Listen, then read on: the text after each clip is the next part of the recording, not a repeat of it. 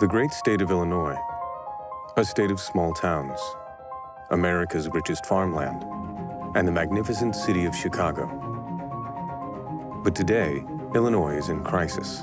Illinois is ranked last in fiscal health by a lot. We have the lowest credit rating in the United States. Our bonds are at junk level. We have a structural debt of about $9 billion a year. The state is home to the highest property taxes and the worst pension crisis in America. People and businesses are leaving in droves. Every other state has addressed these issues, and we still have not. State government is broken. Today, Illinois' budget is a political pawn. This is uncharted territory. Truly, for any state in the union, never has gone a full year without a budget being passed. I think the status quo has failed us. The question remains, are things getting better?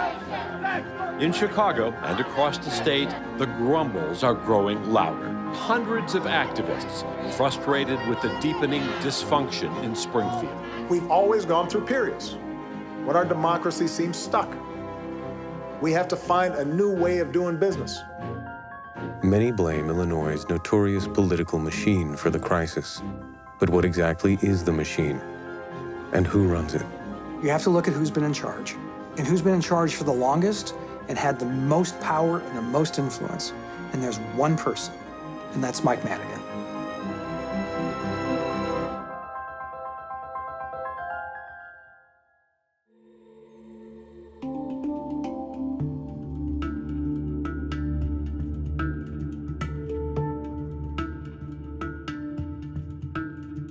The state of Illinois is known for its unique brand of politics. It's been called the Chicago way. We have a political machine that is a politics that's run by patronage, favoritism, connections to contracts and making money for businesses. That has been melded together since 1871 when the machine was first founded. It's a system that's been in place for generations. It's a full contact sport, frankly. When you go up against the machine, you have to be prepared for anything. They'll call you and they'll make death threats. I've known several aldermanic candidates who have reported this to me firsthand. Politics, especially here in Chicago, nothing's changed. Been that way since Al Capone and all those gangsters. If you have machine politics, it creates a system in which corruption is an inevitable side effect. We've had more than 2,000 public officials go to jail. I served with 30-some Chicago aldermen who went to jail. 4 of our governors of the last 9 have gone to jail. I served with 100-some judges and court personnel who went to jail. Chicago is the most corrupt metropolitan region in the country, and Illinois is the 3rd most corrupt state in the country. You can hold Chicago City Council meetings in prison. Illinois politicians come and go, but one man has remained, Mike Madigan. He's been called the King of Illinois and is considered more powerful than the governor. He is the most powerful person in the state, and arguably one of the most powerful politicians that we've seen in our lifetime. Mike Madigan's had a lot of nicknames over the years. Iron Mike, the Tyrant, Little Napoleon. I've certainly heard Velvet Hammer. If you think about the term the Velvet Hammer, you know, you're getting crushed without knowing it. Madigan is currently the longest-serving state Speaker of the House in the nation. But despite his reign, many Illinois voters don't know who he is. I don't know. It looks familiar, but I really don't know who he is. Who is he? Like, he looked like a prison warden or something. Some sort of Republican. Madigan's lack of public familiarity is due in part to his measured approach toward the media. We invited Speaker Madigan to join us. He didn't. Speaker Madigan wasn't available. No, we really couldn't get any of them on the record. We did extend an invitation to Michael Madigan to join us. So far, he has declined our offer. Most people don't know who their state reps or state senators are unless we want you to know who we are when it comes vote time. So that's a part of the 45, 46 years of a Mike Madigan being able to reign so quietly. For those who do know him, there is agreement. Mike Madigan is a no-nonsense Irish Catholic family man who is good to those around him. He is liked very much by both family and friends and immediate associates, and adored by his precinct captains and machine operatives. I think he's a good guy. I do. I think he's a good guy. I'm very admiring of him. He really is a good man. Madigan is actually pretty funny. He's very witty. He has great stories. I respect him for who he is as a person, as a man, and for what he's accomplished. There's not a politician in the history of the country today that isn't interested in accumulating that kind of power. Madigan has been House Speaker for 31 years. State Senator Emil Jones served for 25 of those years. As Democrats, we strongly believe in adequate funding of education and taking care of issues that affect working families. So it's those types of things we accomplished for the state of Illinois. A powerful leader, Madigan also decided the fate of dozens of politicians, including ousted Governor Rod Blagojevich. Incredibly, Madigan won every election in his district since 1970, and by outstanding margins. But then something happened. Something that gave voters a peek behind the curtain of Illinois' political machine. It was the beginning of a revelation that goes beyond party politics, with implications as big as the state itself. The event became known as the Metra scandal. In the summer of 2013, Alex Clifford, director of Northeast Illinois' commuter rail system, was mysteriously let go. Alex Clifford, the Metra CEO, was let go. He made a number of allegations, among them that some legislators, including House Speaker Michael Madigan, were interfering with the operation of the agency. Now, Clifford said board member Larry Huggins urged him to go along with the Speaker's wishes. He said he'd been contacted by Mr. Madigan, and Mr. Madigan wanted Patrick Ward to get a pay increase, felt he was underpaid. And then he also indicated Mr. Madigan wanted James Hines promoted from a customer service supervisor to a conductor. Again, I told Mr. Huggins I would not do that. If I did that, I felt it would be illegal. Mike Madigan made a call to try to get somebody a job or a raise is not unusual. But what is unusual here is that you got a guy who got paid $718,000 and now he's talking about it. Investigations into Clifford's allegations took place, including a governor's panel led by former U.S. Attorney Patrick Fitzgerald. I know about the Metra scandal. I was on the Legislative Ethics Commission. Being on the commission, you're not allowed to discuss what's been talked through there. But I didn't like what I saw going through the whole thing. I hope someday to be able to say something. He's been getting people jobs, getting promotions for his people, getting raises for his people. It's what he does. Ultimately, a 1967 ethics law was deemed too vague to merit legal action against Madigan. As written, the law's provisions are intended only as guides to legislator conduct and not as rules meant to be enforced by disciplinary action. Alex Clifford gave it a generous severance package. Some have called it hush money. The Speaker is not being taken down by this Metra scandal. We all know Mike Madigan never had a conversation with anybody saying, unless my guy gets to be made conductor. But it's implied. That demonstrates how Madigan knows how to play the game. People, hem and haw, and the Tribune editorial board goes nuts, and then at the end of the day, nothing changes. There were no indictments and no attempts to clarify the vague ethics law. But that didn't stop the press from investigating further. The Chicago Tribune found 400 current or retired government employees who had donated to or campaigned for Madigan. Madigan allegedly lobbied agencies to hire, promote, or give raises to his allies. He would hand out resumes or make suggestions on Post-it notes, sometimes at the end of meetings about critically needed funding. Feeling pressure, government officials usually followed Madigan's suggestions. In light of this, the media began accusing the Speaker of engaging in a pattern of patronage hiring. When I was first elected to the legislature, I went out to dinner with a young state representative, newly elected in the state of Illinois, whose name was Rod Blagojevich. And at one point he said to me, "How many jobs have you got?" And I thought, well, I got the furniture store and I'm elected to, I said, 2 jobs. He goes, no, that's not what I mean. How many jobs have you got? I don't remember the exact numbers, but he said, I've got 5 at Streets and Sand, 5 in the Park District, I got 10 in city government, 4 in the Forest Preserve. Here I'm sitting with the eventual governor of the state of Illinois and also eventual federal inmate, and he's telling me how many patronage jobs went with his election as state rep.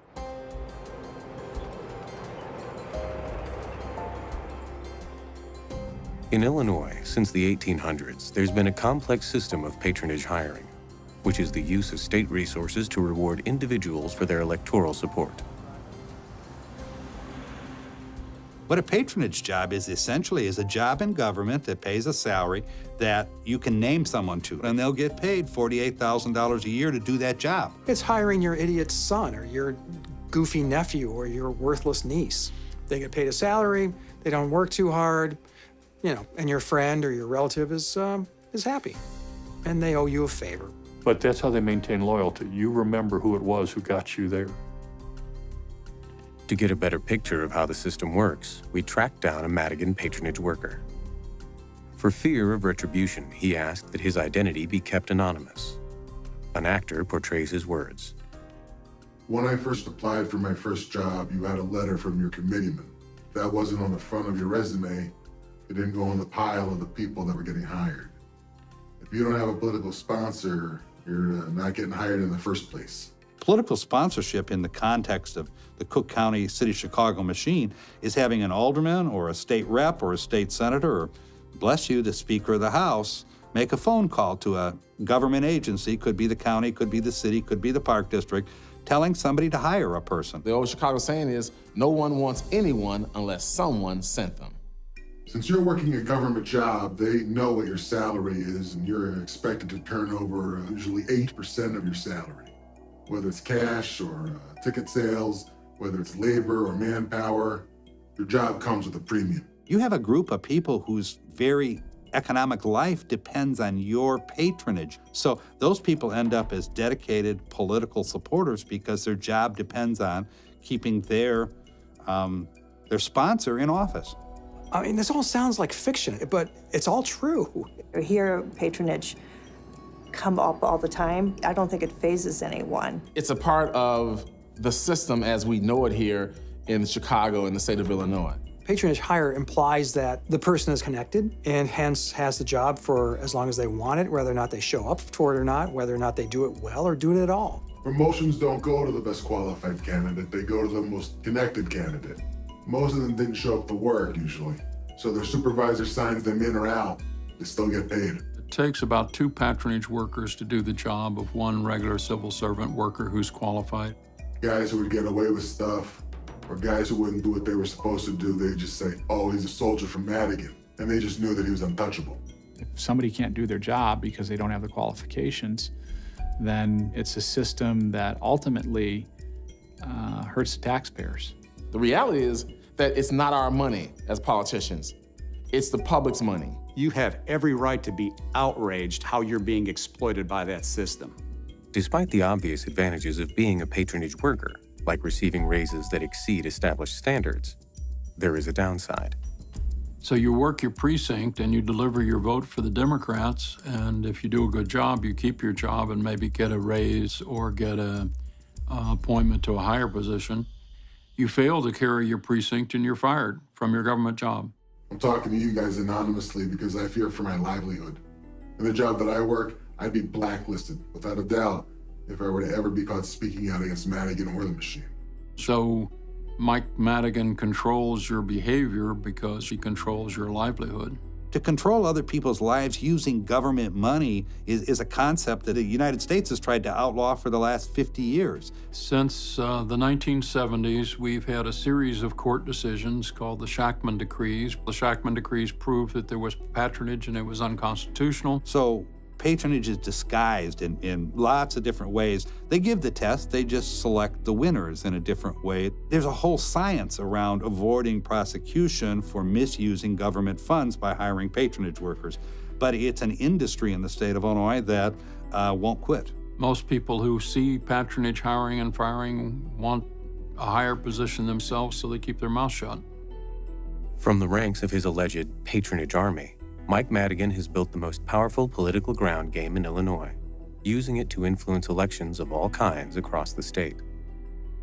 He's given out thousands, perhaps tens of thousands of jobs over his career and placed people in high positions throughout the state government. Madigan long ago realized that the best place to put his people was human resources, so that he always had an inside idea of what was going on down to layoffs, down to discipline of the soldiers. When he controlled human resources, He kind of controlled the department. He operates in an environment where he has more power than anybody else. So as a agency director, if the Speaker of the House suggests that you interview a candidate, you're going to take that suggestion seriously because you don't want friction with a guy who can cut your budget or change everything in your agency. People are afraid of him in the sense that they want to protect their job. It's their livelihood. It's kind of this theory of why rock the boat? Why take that chance? In most states, you could go to the Attorney General to take on who's ever politically pressuring you. In Illinois, those solutions aren't really available to well-meaning bureaucrats. The Attorney General of the state of Illinois is Lisa Madigan, who's the daughter of the Speaker of the House. The state's Attorney General Lisa Madigan, the all-powerful House Speaker's daughter. I promise you, it is with humility, purpose, and enthusiasm that I embark on my 4th term. There's nothing wrong with Lisa Madigan being Attorney General of the state of Illinois, except that she can't divorce herself, I don't believe, from being the daughter of the Speaker. She's capable, but anyone who argues that she got to the Attorney General's office on her own is telling fairy tales. Some people have the view that you're out there, you're really an arm twister, that you're really bludgeoning. There's never threats, there's never intimidation. It just doesn't happen.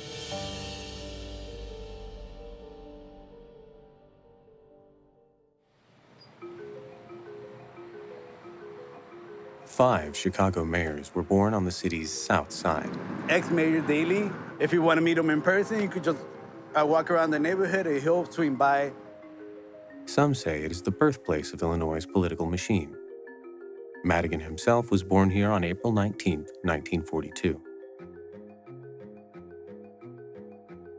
Mike Madigan is from Chicago, went to St. Ignatius High School. He went to Notre Dame undergrad. Probably his biggest mentor, as he would say, was Mayor Daley, the elder. In 1965, as a first-year law student, Madigan introduced himself to Chicago Mayor Richard J. Daley. Within months, at Madigan's father's request, Mayor Daley appointed Madigan to a summer job with the city law department. During the 70s, you had Richard J. Daley, the mayor of the city of Chicago, who had a lot of influence over lawmakers coming from Chicago to Springfield. Madigan was one of them. He was Mayor Daley's designated guy. Mike Madigan's dad had been a Chicago machine guy in the 13th Ward, and so Madigan was the new point man. He came up in a Chicago ward organization as a child. His father was a member of the 13th Ward Democratic organization. He runs that ward organization still today. It is the central nexus of his power in Illinois. In 1970, he was elected representative of the 22nd District of Illinois, which contains the 13th Ward. It's the seat he's held for 46 years. I met him for the first time in 1975. You quickly understood that he was a loyal Chicagoan and Chicago supporter and believed strongly in the politics and the procedures and policies of the city of Chicago under Mayor Daley. He learned many of his techniques from Daley: total control, the use of the patronage army. That's probably the most important single figure politically as a mentor. Madigan listened, learned, and shot up through the House ranks. And then, with the U.S. Census in 1980, came an opportunity. It was 1980 when you're drawing the map again. The person that would be in charge of the redistricting would have been Mike Madigan on behalf of the Democrats. It means that you can draw that district, so it's going to be almost impossible for a Republican to defeat a Democrat. The controversial 1981 district maps were challenged in court, but upheld by District Judge Susan Getzendanner, the ex-wife of Madigan's law partner. Madigan's role in the House Democrats' victory over Republicans did not go unnoticed. Madigan drew the map. So all those Democrats owed him a favor because he drew the map they wanted. So they elected him Speaker of the House. I become the Speaker because I'm the Democratic candidate for the office of Speaker. Therefore, I feel that I should act as a political party activist in terms of what I do in the legislature. Politics is a craft like being a carpenter or a plumber. You have to understand how to win elections, and you have to understand how to win votes. Mike Madigan has mastered all of those things. He is like a chess master, able to think 3 or 4 moves in advance. Think about the most focused person that you've ever met in your life that is laser-driven to accomplish a result. That's Mike Madigan. When he finds something that works, he doesn't change it. So he used to eat at 7 p.m., and he would go to one restaurant, and he would sit at one table, not 7:15, not 6:45. He has an apple every day for lunch. He'll be sitting there with the apple on the plate and a knife. Cuts it methodically into pieces and eats the apple. And I always have it in my cartoons. Mike Madigan does not suffer fools, spends very little time talking with lobbyists or members. You can look all day for his Facebook page. It does not exist. He's been known not to use email and not to have his cell phone. It's somewhat, in today's environment, wise, because now you don't have a trail to trace. Mike Madigan does not tweet. He doesn't play politics with his mouth. Playing politics with your mouth is the sign of the powerless. He plays politics with his map. All of the district lines have been drawn for political purposes. He knows every single voter in his district by name, and he knows what job his constituent has at the CTA or McCormick Place or the City of Chicago or County of Cook or State of Illinois. They do not honor community. They are ways to guarantee that the Democrats will have a majority in both the House and the Senate. Madigan's skills as Speaker are not in dispute. He's famous for his thoroughness and attention to detail. Legend has it he reads every line of the state's $34 billion budget. True or not, one thing is for sure: no bill gets passed without his blessing. I decided years ago that I wanted to be a strong legislative leader, an active legislative leader. There have been others in the history of the legislature that took a different view. I would hope that acting from a position of strength, that I do good things, not bad things, I would hope. Under the Constitution of the United States and the Constitution of Illinois, legislative bodies develop their own rules. So if you've got a leader who wants to control things and his majority is willing to let him, Illinois just has unique rules that allow one person to make a decision on whether a bill will see the light of day. What is controlled by the Speaker is basically what bills get into rules and then where they get assigned. How one passes legislation is the first thing you draft it, you get a bill number. And then that bill number has to be assigned into a committee for a hearing. And how a bill is assigned into a committee, it goes into a committee called Rules, and then Rules makes the assignment. The Rules Committee is a catch-all committee. Typically, in most states, they're service committees. They're traffic cops to make sure bills go to the right place for the right consideration. In Illinois, it's where ideas that the Speaker and the Senate President don't like go to die. A lot of important reforms have died because the Speaker didn't want to see them move forward.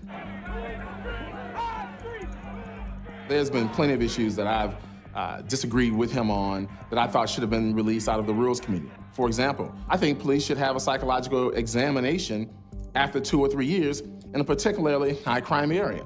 Now, that's just one of thousands of pieces of legislation. I had quite a few pension bills that I wanted to see the light of day. They never got heard.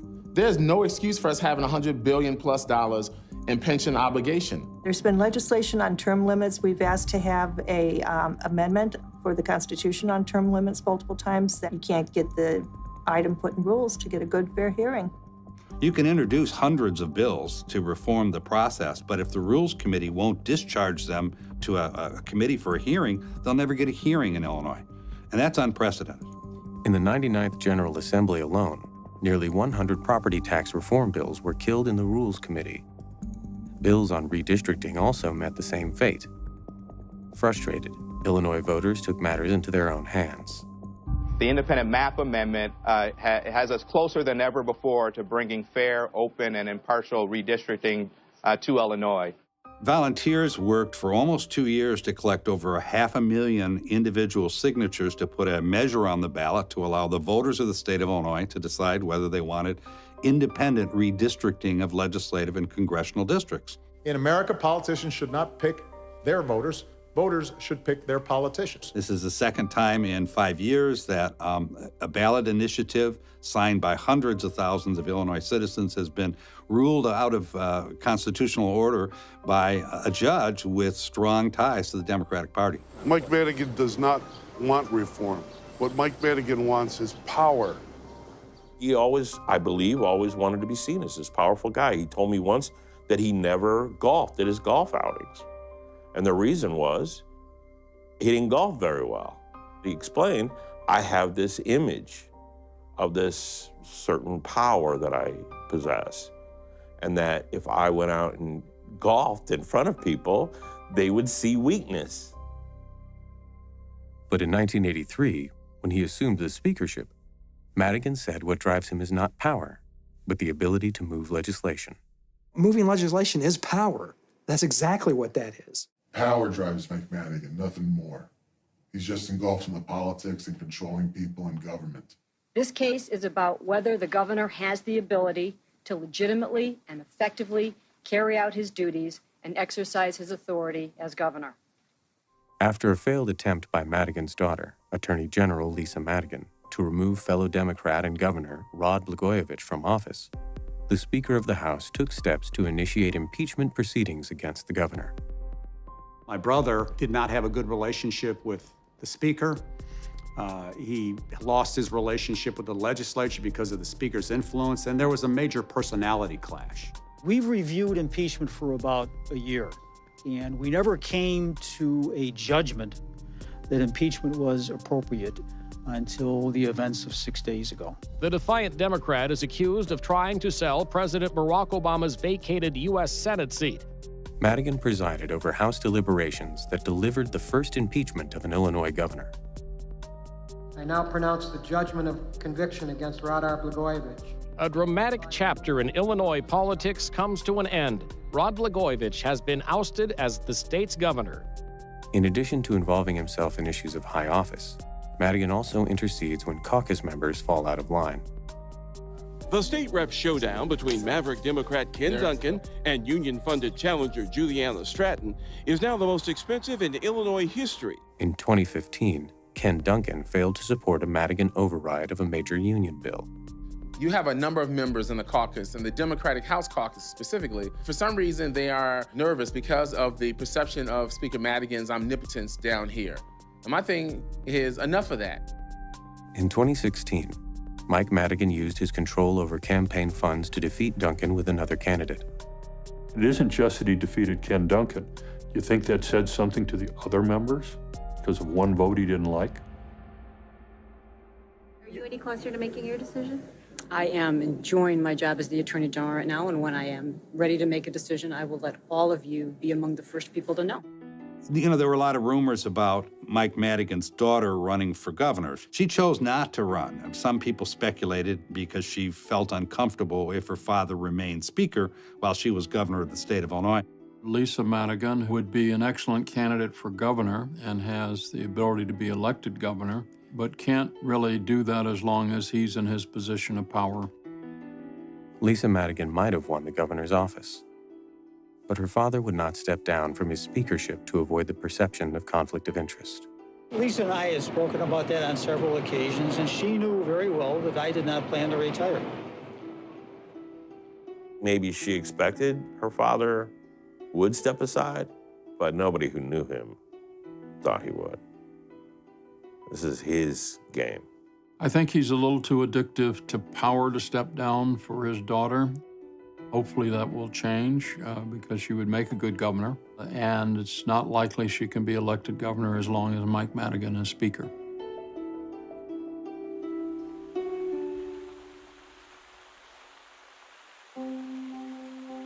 As Michael Madigan enters his 70s, a lot of people wonder why he's not ready to retire, and I would have to wonder as well. Why he's not willing to push back from the table, I don't know. Has he accomplished what he wants to accomplish? He is very, very influential and probably will be in that position as long as he wants, unless we have a change in voting patterns in the state of Illinois. Mike Madigan will be Speaker of the House until he dies, or he quits. Nobody will ever beat him. Speaker, as you just mentioned, 42 years. Do you think you have another decade in you? That's just the beginning.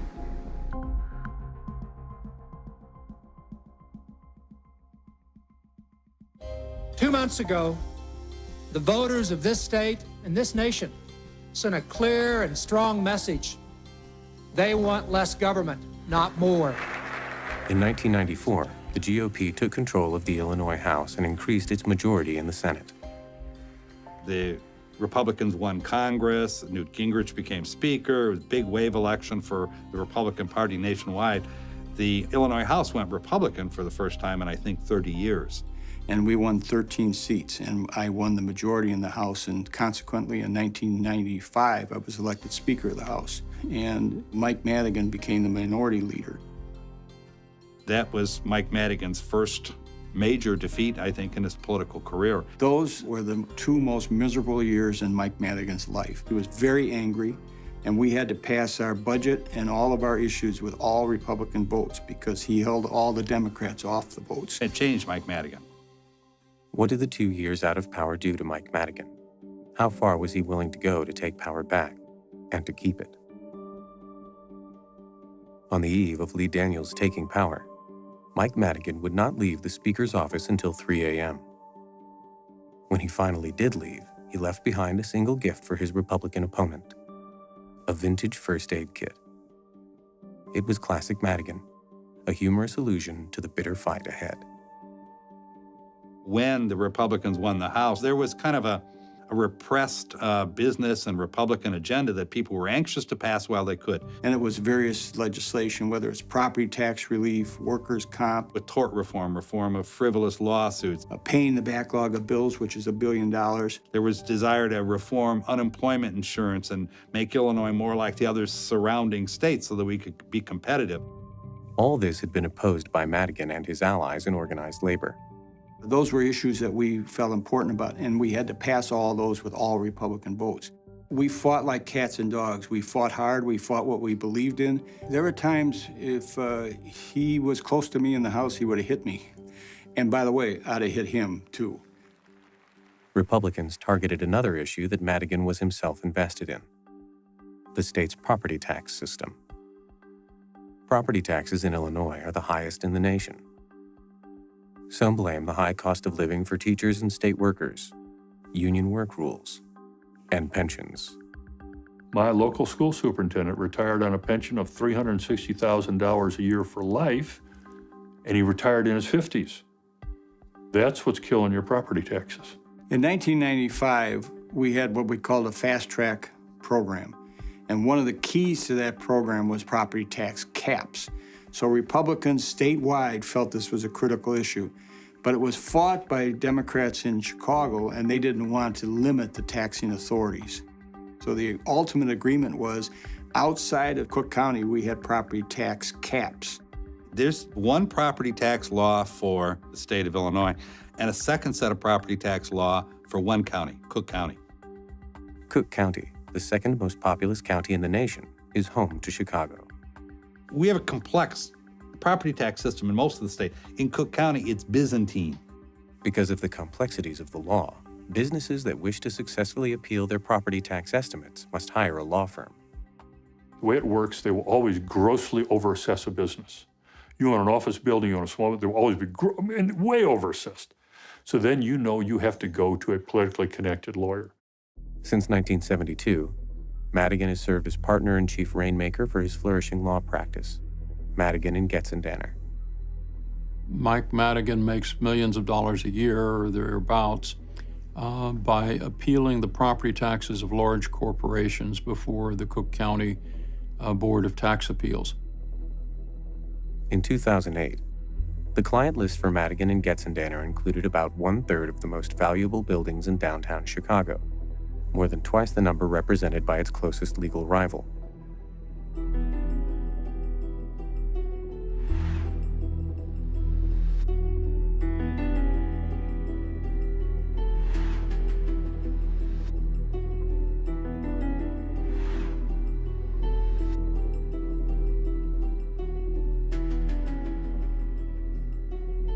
The irony of it is they appeal property taxes to Joe Barrios, who was the head of the Cook County Democratic Party, who was installed by Mike Madigan. Joseph Barrios is an old-style machine politician. He is assessor. He is a very powerful figure that works by the old rules. He's hired, I believe as of today, 10 family members and very, very good paying jobs in his office. And his explanation is very much like most of the elected officials here in Illinois, why not? I know who they are and I can trust them. And as his position as assessor, his office is the one that sets the valuation of the property. If you own a building, he can say it's worth $1 million or it's worth $10,000. And that really determines whatever tax you're going to receive.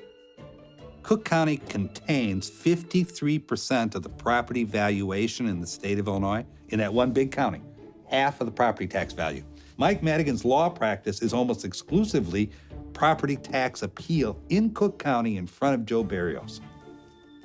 They are colleagues in the Democratic Party, and they have been throughout their careers. So corporations decide to go with Mike Madigan because they know that they're very likely to win their appeal and get much lower property taxes. The sums of money at stake are huge. For example, Willis Tower, the tallest building in Chicago, has a yearly property tax bill of about $24.7 million. In 2007 alone, Madigan's small firm filed appeals on Cook County property with taxable value of about $2 billion, up sevenfold from 1998.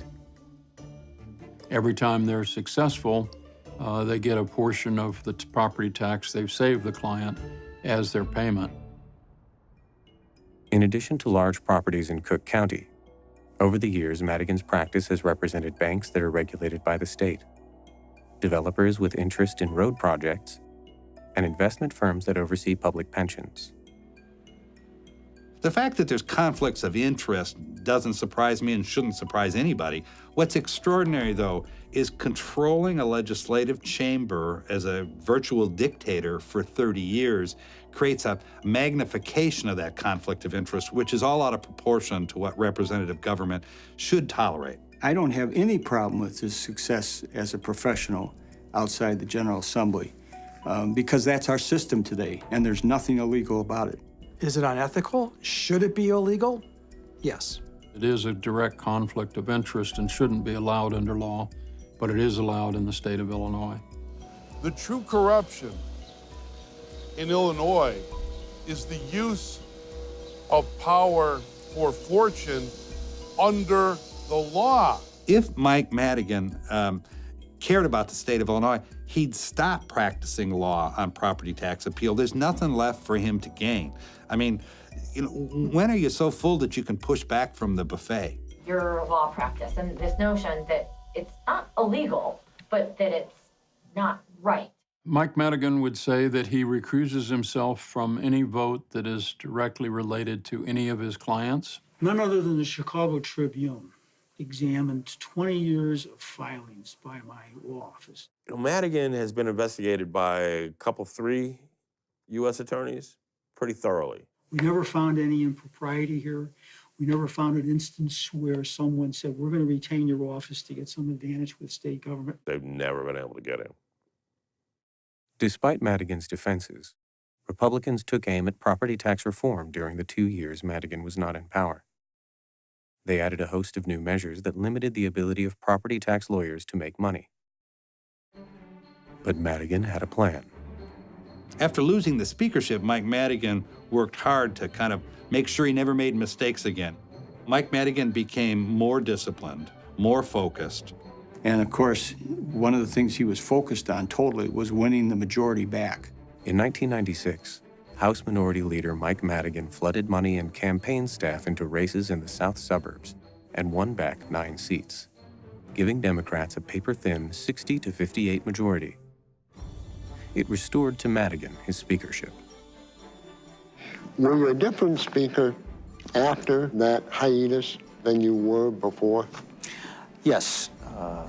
Those 2 years, as I say, those 2 years in the wilderness were very helpful. It was a new Mike. It was Iron Mike. He had been so, I think, shocked by losing the majority that he didn't take chances anymore. He adopted rules that were stricter than anybody had ever used in the Illinois House in recent memory and began to reduce member power and concentrate power at the top. And he also, for the first time, kind of brought together the political power of the state in arguing that he should be the state party chairman.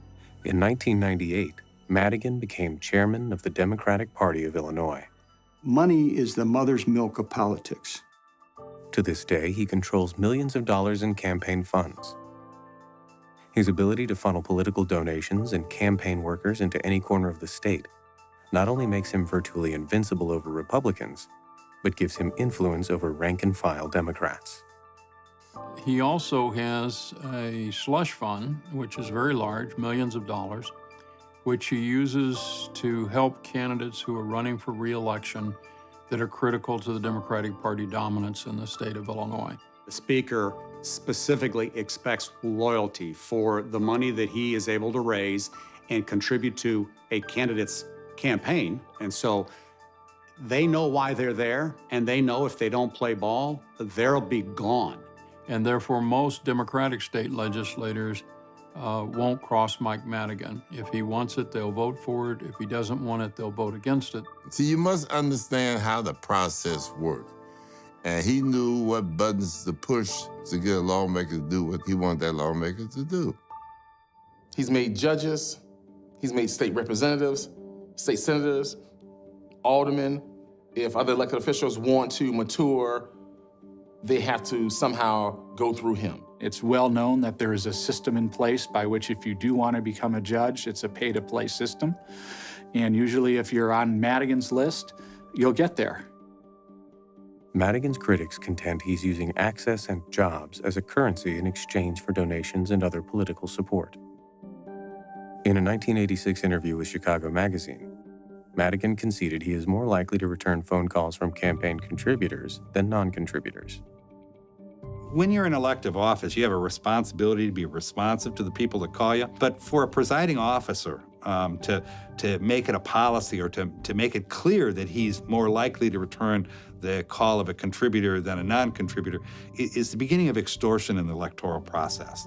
Both parties are part of the problem when we give one person that level of authority. And he is a person who has been able to create an institution that revolves around him and what it is that he wants to get accomplished at any given time. Like him or not, Mike Madigan's rise to power is the result of incredible political skill. For me, the ability to work at this level in government and politics is a fulfillment of a dream. Mike Madigan seems to have what it takes to achieve higher office, perhaps even on the national stage. But why hasn't he tried?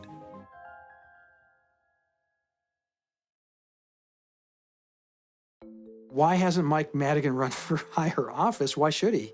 He runs the state. He's pretty curt. He's very secretive, very hard to tell what exactly is being done for what reason. None of those are the kind of characteristics for someone like a mayor or governor or president. He doesn't need to run for higher office. He controls everything. He controls the Democratic Party in Cook County and most of the state of Illinois.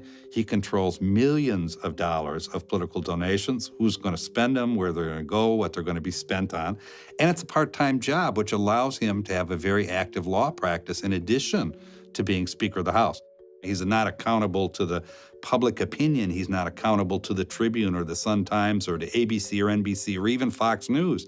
He only has to serve and be reelected by a very small legislative district of about 65,000 people. Madigan is the representative of the 22nd District on the southwest side, 5 square miles, which includes Midway Airport. So the 22nd District surrounds, for the most part, Midway Airport.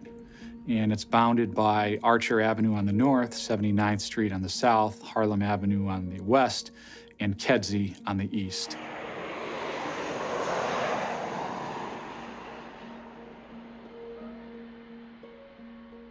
And is primarily Hispanic. We have about 73% Hispanic. He controls and continues to win in a district that's predominantly Hispanic because he controls the jobs.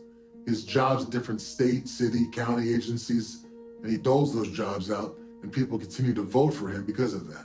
He supports, people who want to work, and he supports union. He's a Democratic guy.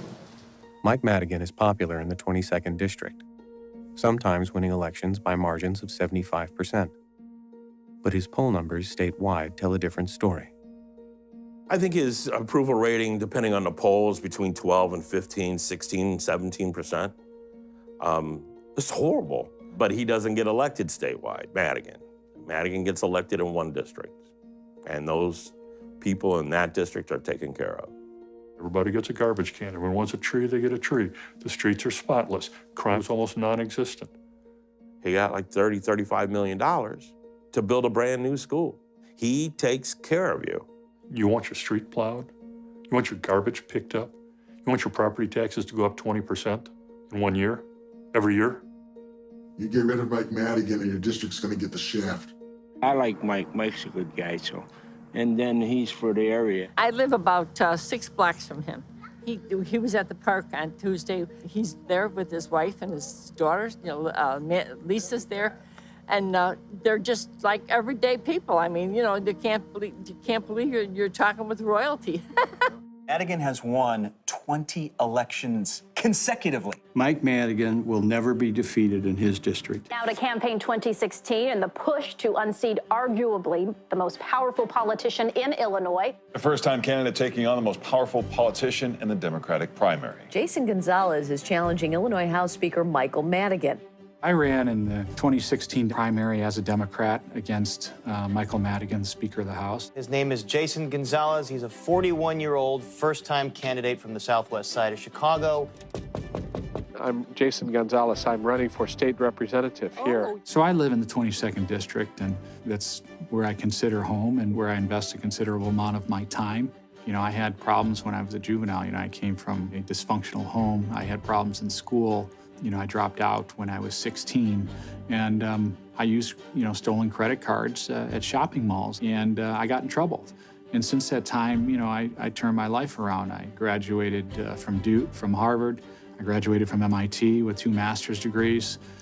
I ran for state rep because, I felt tremendously blessed in my life, and I've wanted to give something back. And also, this is, we believe, his first major primary challenge, Madigan's, since about 1975. That's a long time. This last election, he knew that someone was going to run against him in his district. And so this person waits until the last moment to go into the registrar's office and file the paperwork. The second this person plops down their petitions, 2 other guys who are waiting in the room run up and plop down their petitions as well. I was trying to go under the radar to the point where he wouldn't put in 2 candidates. Maybe he wouldn't see me get signatures, and then therefore just be he and I on the ballot. But that didn't work. Unfortunately, Speaker Madigan had somebody there waiting for me and watching all the filings come in. All of a sudden, there's now 4 people on the ballot. Try as we might, we haven't been able to find any evidence of an active campaign of Barboza or Rodriguez. No websites, no campaign headquarters. Election board records show an address on West 68th Street, where this Madigan sign was in the yard. At Barboza's house, his wife answered and called his campaign overwhelming. You know there are people who don't think he's really a candidate, Yes, right? yes, I do. Is he really a candidate? I believe he is. Gonzalez says Madigan is trying to split the Hispanic vote to ensure his own reelection. Many people in my district feel that it's time for a change. Speaker Madigan has been in 45 years. Madigan doesn't like to just beat you.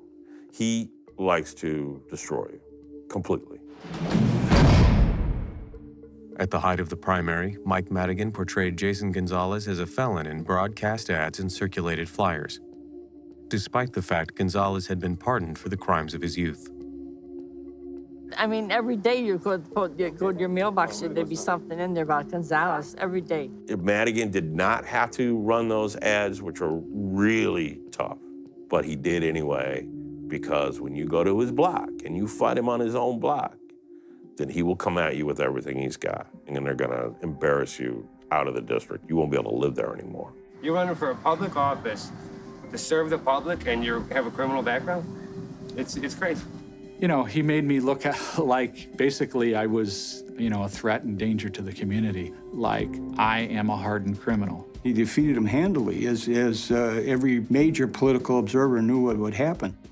He got about 28% of the vote, which was pretty good for running against the most powerful man in Illinois and the most entrenched politician that our nation has ever seen. He spent $2.5 million trying to destroy me. He wanted to scare me to the point where I'd never come back.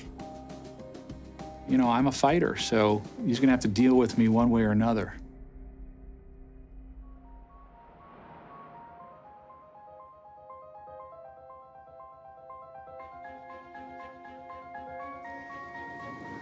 Good morning. My name is Tony Paroika. I represent Jason Gonzalez in a lawsuit against Speaker of the House, State of Illinois, Mike Madigan.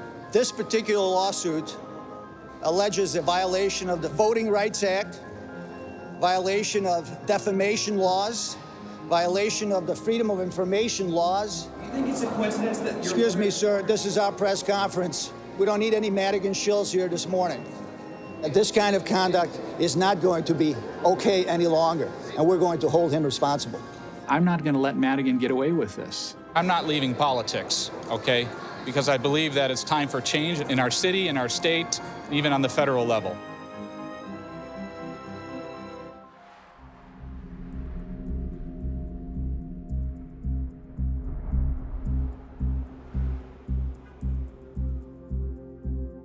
Taxes are skyrocketing, crime's skyrocketing, jobs are exiting by the thousands.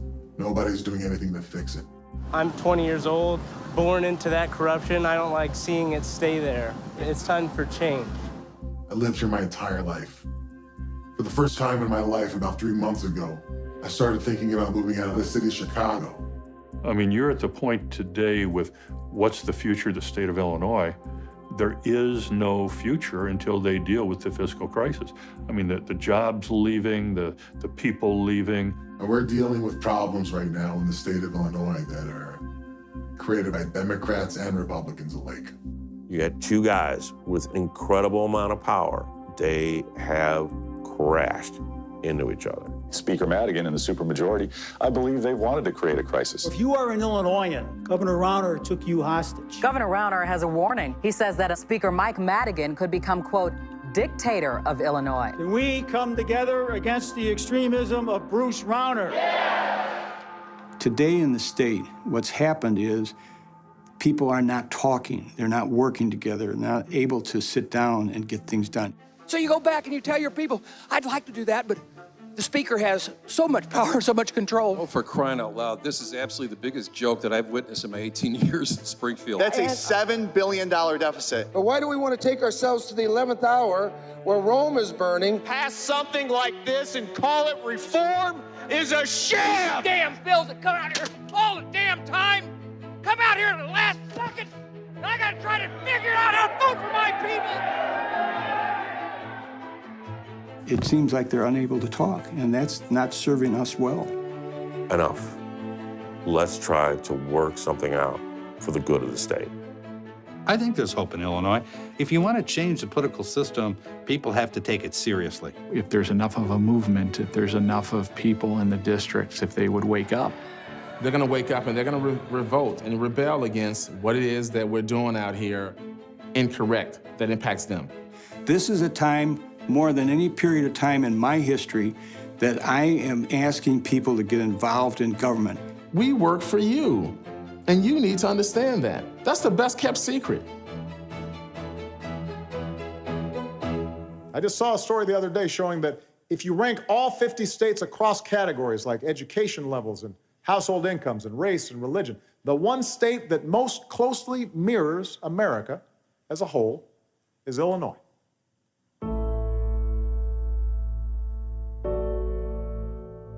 A state of small towns and rich farmland and the world's greatest city. A microcosm of America where Democrats and Republicans and independents and good people of every ethnicity and every faith shared certain bedrock values. We are a constant work of progress. And our success has never been certain. None of our journey has been preordained. And there's always been a gap between our highest ideals and the reality that we witness every single day. But what makes us exceptional, what makes us Americans, is that we have launched mighty movements to close that gap. The capacity to reach across our differences and choose that kind of politics, not a cynical politics, not a politics of fear, but that kind of politics, sustained over the tranquil and steady dedication of a lifetime. That's something that remains entirely up to us.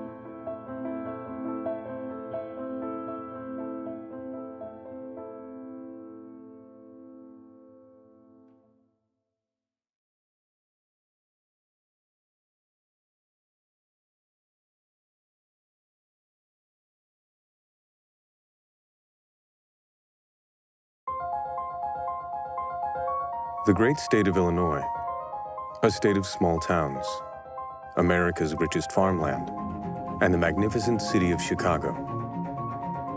But today, Illinois is in crisis. Illinois is ranked last in fiscal health by a lot. We have the lowest credit rating in the United States. Our bonds are at junk level. We have a structural debt of about $9 billion a year. The state is home to the highest property taxes and the worst pension crisis in America.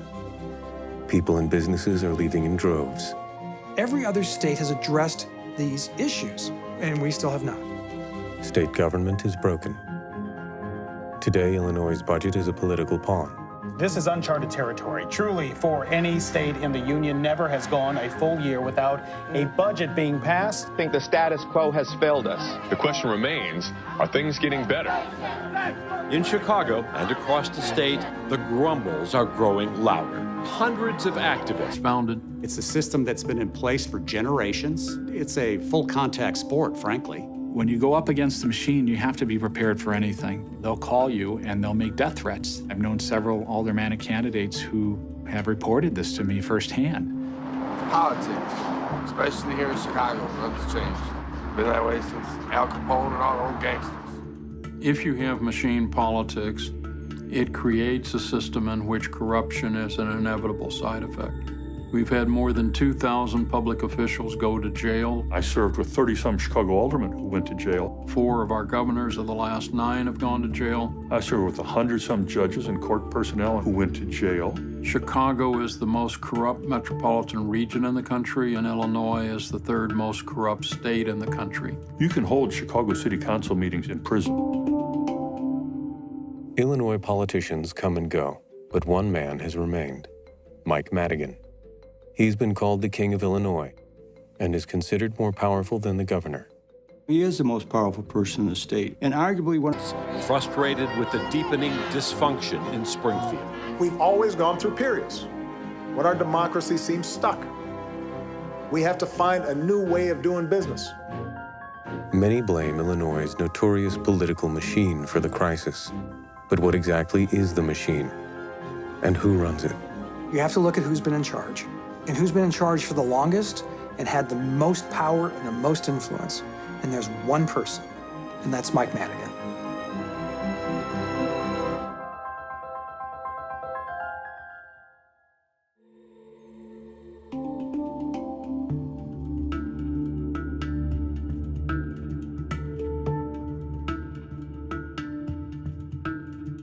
The state of Illinois is known for its unique brand of politics. It's been called the Chicago way. We have a political machine that is a politics that's run by patronage, favoritism, connections to contracts, and making money for businesses. That has been melded together since 1871 when the machine was first. Those who do know him, there is agreement. Mike Madigan is a no-nonsense Irish Catholic family man who is good to those around him. He is liked very much by both family and friends and immediate associates, and adored by his precinct captains and machine operatives. I think he's a good guy. I do. I think he's a good guy. I'm very admiring of him. He really is a good man. Madigan is actually pretty funny. He's very witty. He has great stories.